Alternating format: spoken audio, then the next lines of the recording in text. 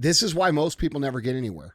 Most people are incapable of picking a direction and going. Just going. They observe the possibilities. They get paralyzed by all the possibilities. They refuse to move forward on all the possibilities, and then time passes them by. So it's very important that you make a decision and you go down that path. You commit to that path with the mentality of having zero options. I don't have a choice but to see this through. Okay, if I don't see this through, I'm going to be digging ditches. That's what I tell myself. I say, well, if I don't do this, bro, I'm going to be digging ditches. So I better show the and get it done. What is up, guys? It's Andy Frisella, and this is the show for the realists. Say goodbye to the lies, the fakeness, and delusions of modern society, and welcome to reality. Guys, as always, we start off the week with Q&AF, because we're going to get better this week, aren't we? So this is where you submit the questions and we give you the answers. Now, you could submit your questions a few different ways. The first way is... Guys, email those questions into askandy@andyfrisella.com. Or you can go on YouTube in the comment sections of the Q&AF episodes and ask your question there, and we'll choose some for the show from there as well. If this is your first time listening, we got lots of new listeners listening. We have shows within the show. We don't just do Q&A all the time, all right? Tomorrow, you're going to hear CTI. That stands for Cruise the Internet. This is where we put interesting topics from society and culture. We speculate on what's true. We speculate on what's not true. And then we talk about how we, that's us, the people, have to solve some of these problems going on in the world. Other times this week, we're going to have Real Talk. Real Talk's just short, 5 to 20 minutes of me giving you some real talk. And then we have 75 hard verses occasionally, all right? I don't think we have one this week, but it's an occasional episode. That is where we take someone who has used the 75 hard program to get their life in order, and we bring them on the show, we interview them, we talk about how their life was before, how it is now, and how you can make the same improvements in your life using the Live Hard and 75 Hard program.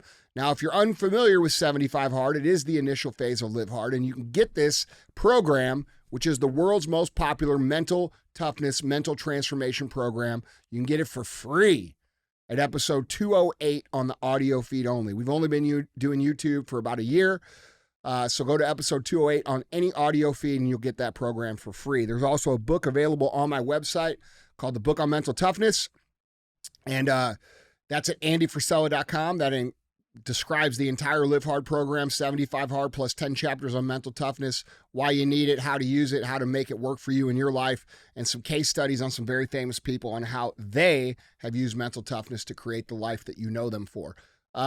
With that being said, we don't run ads on the show. You're going to notice that's a big difference between other shows. I don't take money from people to do this show.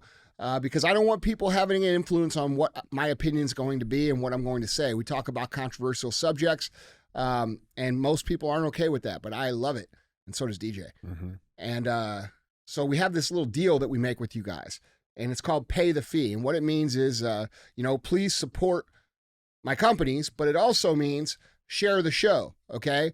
We're constantly battling censorship and shadow bans and traffic throttles and things like that. And if you want the message to get out, we need you to share the show. So that's the deal, all right? That's what we mean when we say pay the fee. So don't be a hoe. Share the show. All right. What's up, man? Happy Monday. Yeah. You just yellowed on yellow, huh? What? I mean, the hat, the drink, you like yellow. I do. Mm-hmm. I like black and yellow. You like black? Black and yellow, black and yellow. I cannot stand black. We know. And we're aware. Everybody knows to listen to the show. Yeah. All right, what's up, dude? What's going on, man? Not much. Yeah, it's a great Monday. Got a great start to the week, and everything's good, man. Yeah, everything's good. Yeah. All right, well, let's get into it. Let's make some people better. You want to make some people better? I do. All right, well, because that's part of the equation of how we get our country back on track. We have to get better as individuals. Yeah. We have to be the opposite of what they want us to be. They want us fat. They want us sick. They want us stupid. We got to be not fat. We got to be healthy. We got to be intelligent. They want us to hate people. We can't hate people. We got to love people. We got to get along. We got to find unity. And that comes from personal excellence. And when I say personal excellence is the ultimate rebellion, it is the ultimate rebellion because it's everything that they do not want us to be. And it's our job to be it. And that's what this Q&AF episode is all about. It's about getting better, about making us better. It's about becoming more personally excellent. Yeah. Well, let's do it, man. Yeah. Guys, Andy, question number 1. Hey, Andy. My father was and still is a very successful entrepreneur here in Texas. He's a great man, raised me right, and I was blessed to grow up in private schools, play all the sports I wanted, the family vacations 2 times a year. A lot of people would call the silver spoon treatment. I am 24, and I want to get into entrepreneurship myself. I had a talk with my dad, and he wants to foot the bill for whatever I want to do. I'm sure most people would hear this and be excited. The only issue is I don't want the help. I spent most of my life getting the daddy's credit card treatment from everyone, and I don't want that to be the narrative. How would you suggest I move through this? Am I being dumb not to take the capital? I know he's doing this out of love because that's how he shows it. Or should I stick to my heart and grind it out on my own? Well, look, man, I think that's a very valid question. I think I totally understand where you're coming from. I think it's very important to our personal identities and how we see ourselves and our self-esteem and our confidence that certain things are done on our own. And when you have a situation like you have, which a lot of people would kill to have. Right. Or I think so. Yeah. I could certainly understand the aspect and the perspective that you're coming from of wanting to do this on your own. And so there's a couple ways you could do this. One, you could do it completely on your own. And dude, that's great. I think you can do it. Lots of people do it. 2, you could let your dad advise you and you could let him help you and you could give him a piece of whatever it is as in a silent equity part. So that way he's not really giving you anything. He's going to earn something from it. 3, you could arrange some sort of loan that you have to actually pay him back and to get you started and things like that. But aside from all of these things, okay, one of the biggest blessings that I've had in my business career was that nobody ever gave me money. Nobody ever gave me a loan. Nobody ever gave us, a small $1 million loan. No, right. Dude, that's what I'm saying. Right. And it's now there was some help along the way in certain circumstances for sure. But here's the reality, okay? When you have a lot of financial resources and you're just starting out, you are not intelligent enough, nor do you have the experience to manage that financial resource effectively.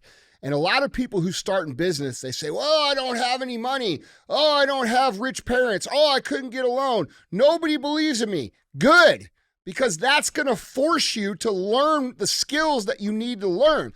And no different than an NFL player or a lottery winner or someone who comes into a lot of money, if you have someone invest in you in day one and you don't know what the fuck you're doing, I can promise you with 100% certainty, you're going to squander that money. And you're going to squander that money away and put yourself in a hole that sometimes you can't get out of. So one of the things that I'm most grateful for is that it was so hard that first 10, 12 years. I learned how to manage the money that came in. So when I started making money, I didn't just go crazy doing shit. I continued to run things, and we continue to run things we do a lot with a little. That's what we do here. We live below our means. We take small risks. We exercise every single benefit, every single technique, every single thing. We guerrilla market. We do the small things, and we have the attitude that we're not just going to throw money at the situation. We're going to make the absolute most of the money that we invest to get the biggest return. And when you don't know how to manage the money, just like I was saying with NFL people, what happens is lottery winners. Yeah, you think that you're going to buy your way to success, but you can't do that. Okay, when people get $1 million investment, they like to spend it on marketing, but they don't understand that there's a time aspect and a familiarity aspect to marketing. So if you go out and you spend $1 million over the next 4 months thinking it's going to propel you to the promised land, you're going to look at 4 months and you're going to be like, fuck, I just spent all this money. I didn't really get that much out of it, because you don't understand that an effective advertising campaign takes time. It takes familiarity. It takes people time to absorb the brand and understand what's going on, see things repetitively.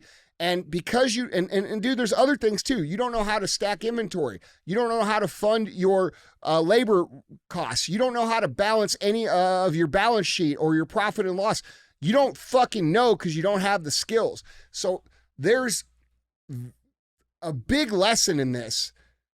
And I believe that if you want to become an effective entrepreneur long-term, you're going to learn most of those lessons when you have to get creative with no money and still make it work. The reason that I can coach people and help people and I'm good at it, and the reason that people listen to me is because I have a set of skills that most people don't have.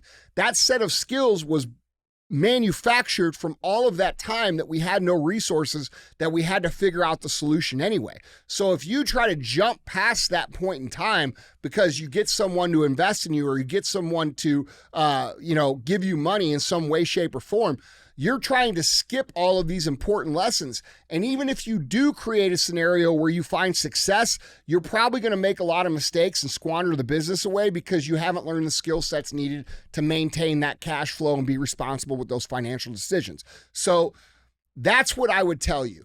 I would tell you that if you're going to get help, that help should be minimal. It should be highly advised by people who know. And it should be something that you pay back so that you can maintain your sense of pride and self-esteem and confidence that you did this, but also you're not eliminating the process where you're going to actually learn the skill set. Okay. So that's my take on that question. I think there's going to be situations where you might need a little bit of money to get things to move. But those things, like I said, should be under advisement, that you should seek counsel on how to do those things when you don't know. And you should be very cautious with your moves in the beginning so you don't put yourself in a hole that you can't dig out of. Yeah, dude, this is a super interesting perspective because I feel like nobody hears this side of that coin. You know, what I'm saying? Most people look at, the trust fund kids or whatever you want to. And I don't want to call this guy this, but you know what I'm saying? Like they look at kids that are brought up in way better circumstances and like, well, bro, you have it easy. You have everything you need. Not understanding that, like, there's probably this dilemma in a lot of these guys' heads. Well, yeah, dude. And the people who grew up without that, they want to be that. Right. Thinking that's just going to solve. Yeah, right. Yeah. And it doesn't. Yeah. It doesn't. If you have no resources and you have to scrape your way through and you have to get creative, be thankful for that because that's what's going to build you the skill set that's ultimately going to allow you to compete. When I have to compete with people, people have their hands full with me. Do you know why? Because I went so long without getting any help at all. And some of these guys that I have to compete with, they just started out. How the fuck could that guy know what I fucking know? Can't. No, couldn't. You can't. No matter how much capital you got. Couldn't know it. Yeah. Okay. So no matter what business I'm in, no matter what industry I'm in, a lot of these skill sets are applicable across different industries. So if I hadn't went through that first 12 years where I was getting my balls kicked in, I didn't have any money, I didn't have anybody invest, I didn't have any of this shit. If I hadn't gone through that, how would I be able to compete now with people like that, other people who had those things? So you have to understand, if you build this skill set, your competitors that go out and get money, they're not developing the same skill set that you're developing because you're doing it the quote unquote hard way. And what happens is down the road, 10 years, 12 years, 15 years down the road, they might have some success in business. They might have a decent business, but they have not learned the skills that you have learned. So, and when all things are equal and the playing field is finally equaled out, you have a tremendous advantage over that other person because they got an investor or they had rich parents or they had these things. Okay. And that's not in every case, but that is in the vast majority of cases, 98+%. Okay. And that's where you want to be because you want to be successful. You don't want to be mildly successful. You want to kick ass. You want to dominate. So you want to put yourself in the best position. And right now, your first 5, 6, 10 years, that's fucking training camp. That's going and practicing football and doing little league and doing junior high and doing high school and developing your craft, getting to college and then graduating into the game. Okay. Now, if you took someone who was starting out, at 20 years old and they happened to run a 40-yard dash pretty quick and they're pretty strong, right? And they have the best equipment and you throw them on the football field against someone who started when they were 6, that guy's going to kick your ass. And that's the same thing that we're talking about in business. So when you don't have the resources in the beginning, you should actually recognize that that's a blessing that will come to fruition later down the road, which will allow you to be a better competitor and probably kick people's asses pretty easy because they lack all those lessons. I think that's also cool. It's an important lesson here too, just in the ability to say, like, no, like I don't need it. You know what I'm saying? Like, and being able to be that advocate for yourself, right? Because, like, I mean, I'm sure there was a bunch of opportunities that came your way that sounded good, looked really, really good, that you just had to say no to for whatever reason.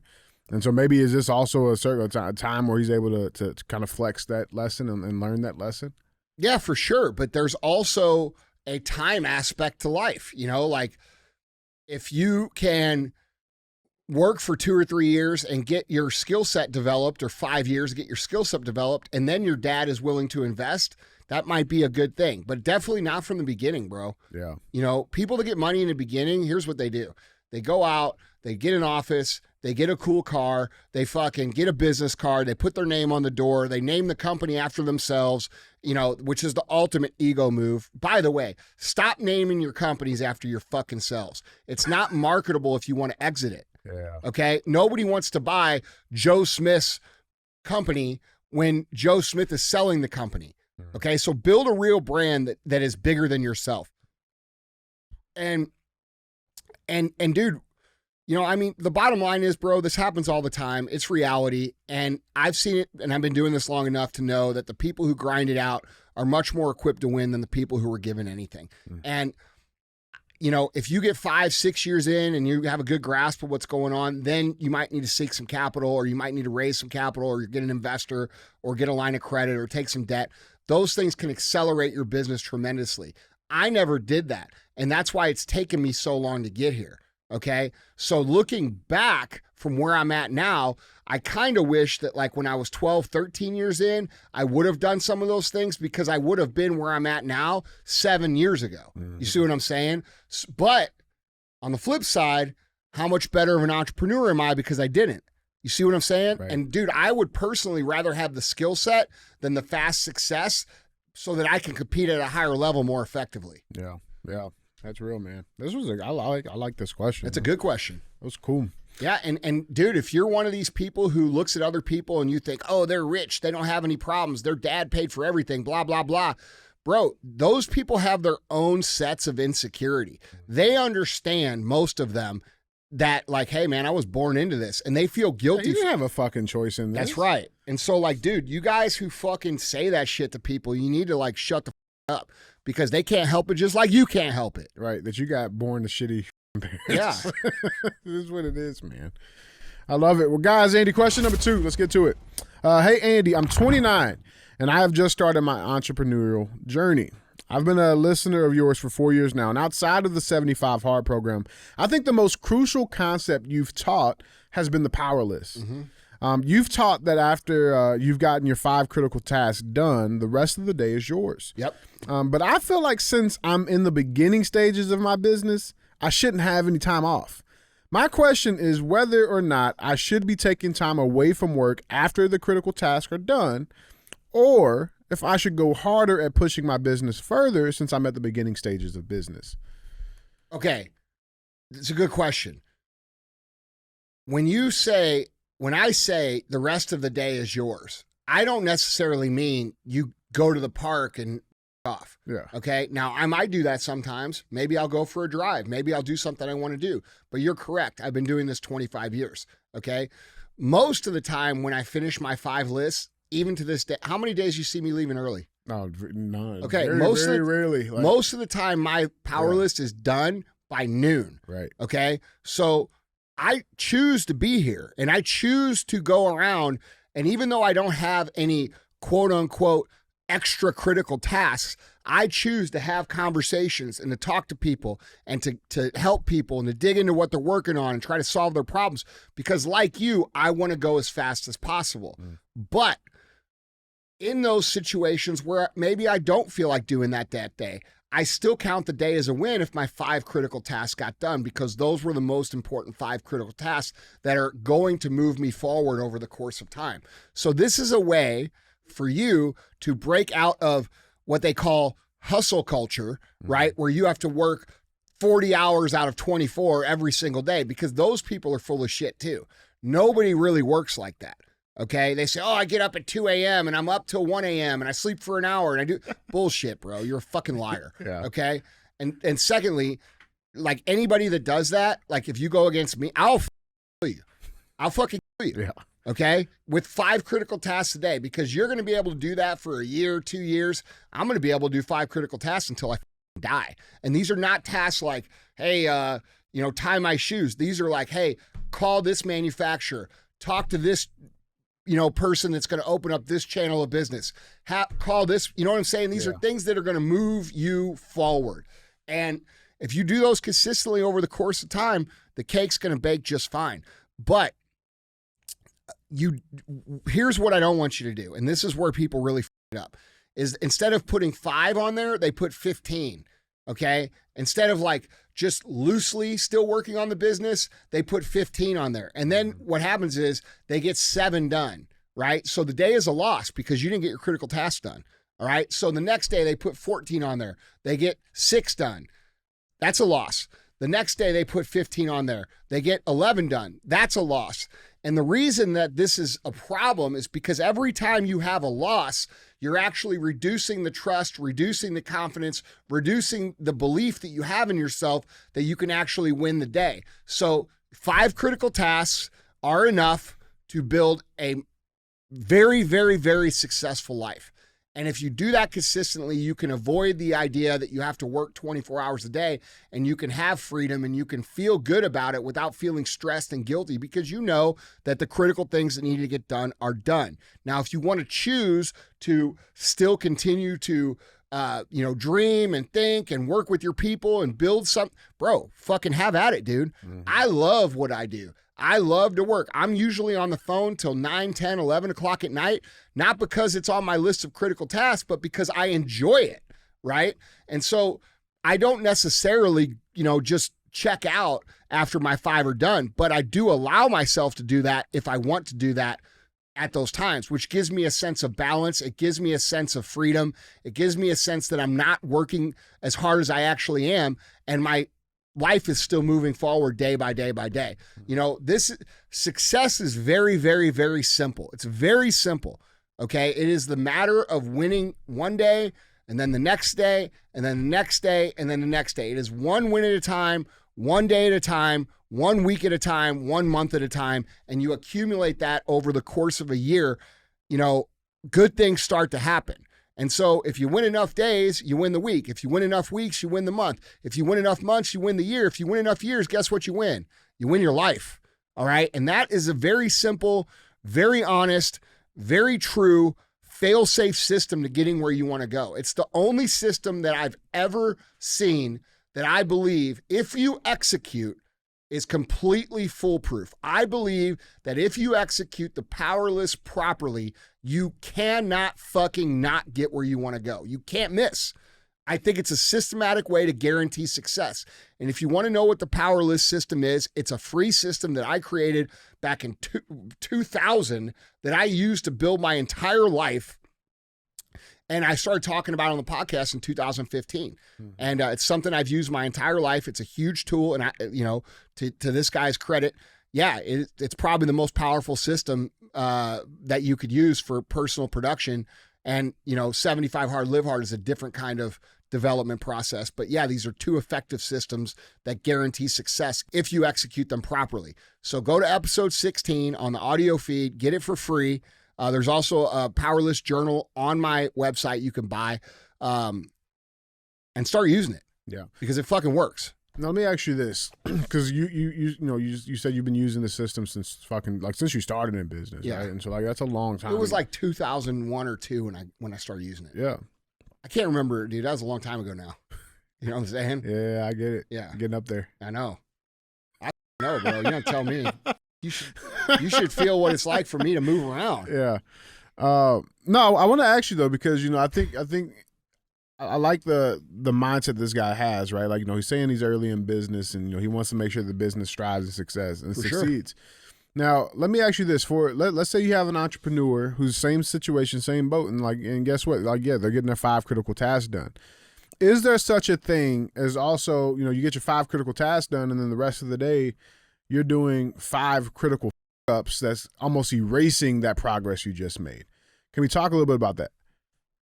Yeah, I mean, that's definitely a possibility, but it's also a possibility that the 5 original critical tasks are wrong as well. So that's part of the problem. Like we talked about a minute ago with this guy getting funding for his business. Yeah. Like if you don't know what the critical tasks are to get where you want to go and you're putting the wrong ones down, you're not going to get there. So you have to have enough critical thinking and enough foresight and enough ability to deduce from the end result that you're going for back down to individual actions, right? Yeah. So you want to get here in the next 10 years. You want to be here. What's it going to take for you to get there? And you backtrack that out. And then you start chunking those down into, yearly parts of the puzzle and then eventually daily parts of the puzzle. And what you'll find out is that what you think will take you 10 years, if you execute a plan like this, will take you much less, because a lot of the things that we think need to happen are these big elaborate things, but it's not really that. It's 1 or 2 phone calls, and then those people help you get those things done, and they happen very fast.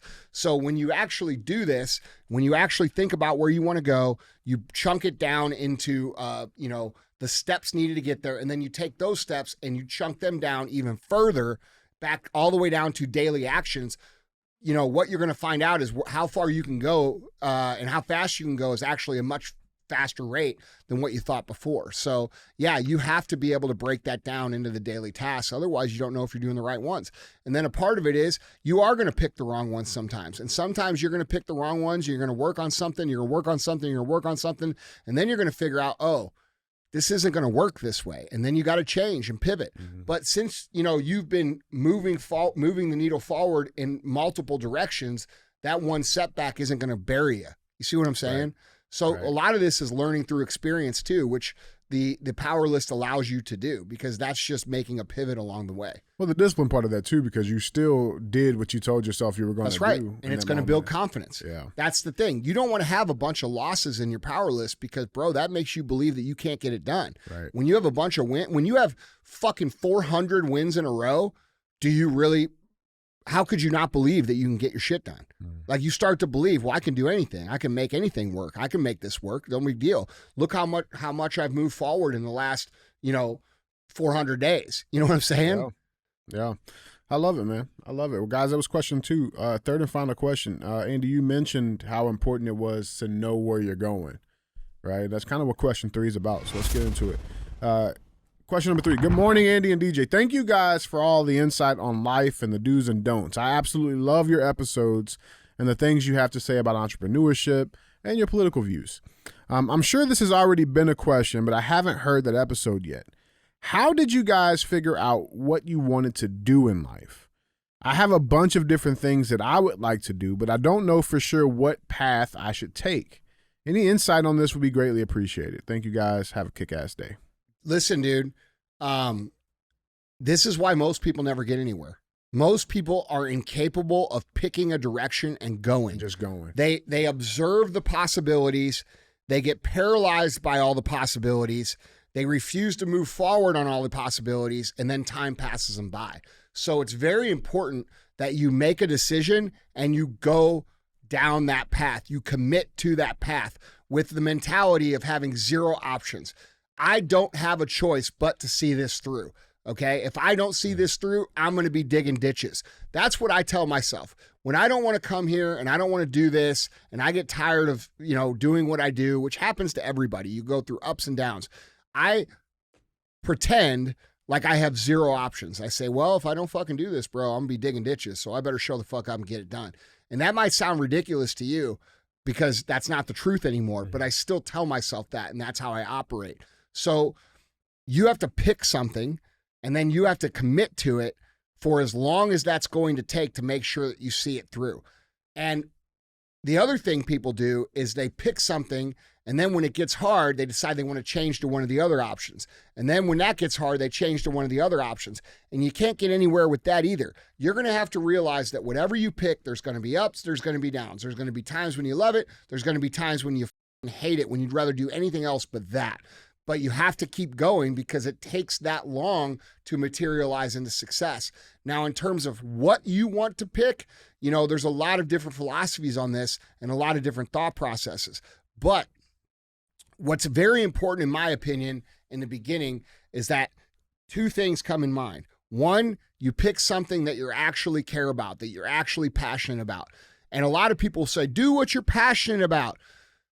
Okay, yeah, that's true. But why is it true? Well, here, I'll explain it. Because the first 3 or 4 years, you're not going to fucking make any money. You think you are, but I promise you won't. And what's going to happen is you're going to have to believe in this thing or enjoy doing this thing for long enough that it bridges the gap between when you start and when you actually start making a lot of money. And I'm not talking about coaching on the internet. I'm talking about building a real company with equitable back end that you can sell later on that actually makes you wealthy. I'm not talking about some internet bullshit. I'm talking about real fucking business. And so you need to pick something that you care about, that you're passionate about, because you need to understand that from when you start to when it starts to produce fruit is going to be time. And that love and that passion and that drive is going to have to carry you through that process. So what are you passionate about? First thing to think about. Secondly, what can be scaled into a brand, into a business that will get you the life that you want? A lot of people pick what they're passionate about, but not a lot of people ask themselves, can this actually be scaled out to be something? You see what I'm saying? Yeah, or even just think about it. Huh? Or even just think about it. What do you mean? Like, think about how it could be scaled up. Yeah. You have, if you pick something you're passionate about that really can't become what it is that's going to provide your life, you're going to spend all this time doing this thing and it's never going to produce what it is you want to produce. So do you love it enough to do it for free for a little bit? And can it be scaled into something that can provide the life you want? Those are the two questions that you need to ask. All right. And you can make money doing almost anything. One of the examples that I use is butterflies. All right. Some people are passionate about butterflies and you say, well, fuck, dude, how am I supposed to get money making butterflies? Well, you could start a butterfly YouTube. You could start a butterfly blog. You could actually make some t-shirts with butterflies on it. You could make stickers. You could make bags. You could make an entire brand about butterflies and you could market it to all the other people that like butterflies. And you might love that. But here's the thing. How big can it get? What can it become? Are you going to take that butterfly brand and turn it into a high-end apparel like Gucci with little butterfly logo on it? You could do that, right? There's all kinds of things that you can do to transition into scaling, but you should think about those before you start. I'm going to go here. I'm going to make a butterfly blog. I'm going to make a YouTube. I'm going to make some shirts. I'm going to do this. And then eventually I'm going to transition into a high value luxury brand like Louis Vuitton with a little butterfly logo. You see what I'm saying? Yeah. So you want to think this all the way through and take some time planning it out so you don't spend all this time on a mission that there is no winning at the end, or at least enough winning that's going to get you where you want to go. Yeah, and so for you, right? Because I feel like I remember you saying one time, it's like, you became an entrepreneur because you didn't like being told what to do or something to that effect, right? Yeah. You know what I'm saying? So how did you? One of the reasons. Well, yeah, that's what I'm saying. It's one of the reasons, right? Is that common with entrepreneurs?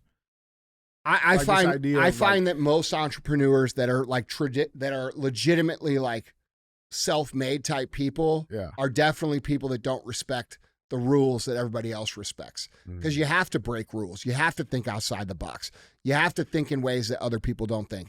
And the people that do that best are people that like have problems with the rules of general society. Yeah, structure and fucking, yeah. And this is why people either become entrepreneurs or they become fucking criminals. That's real shit. Okay? That's the truth. That's real shit. It's the truth. So a lot of criminals would be awesome entrepreneurs if they played within the bounds of the law. Yeah. You know what I mean? That's the only difference, bro. It's not that different. Yeah. It's one of the reasons I like Young Dolph so much, because he sings about drugs and crime, but like he's a hustler. You know what I'm saying? If you take a mind like that and you put him in a legitimate, scenario, that guy's going to be successful because he understands where the game is played. Yeah. You see what I'm saying? Yeah. So yeah, dude, breaking rules is a pretty common theme. Doing things your own way is a pretty common theme. You don't find many entrepreneurs that are like very stiff in terms of that. You just don't. Yeah. Yeah, that's real, man. Because sometimes you just got to make shit happen, dude. You got to figure out how to make it happen. And, within the constraints and the boundaries that they give us in society, thinking like a normal person, right?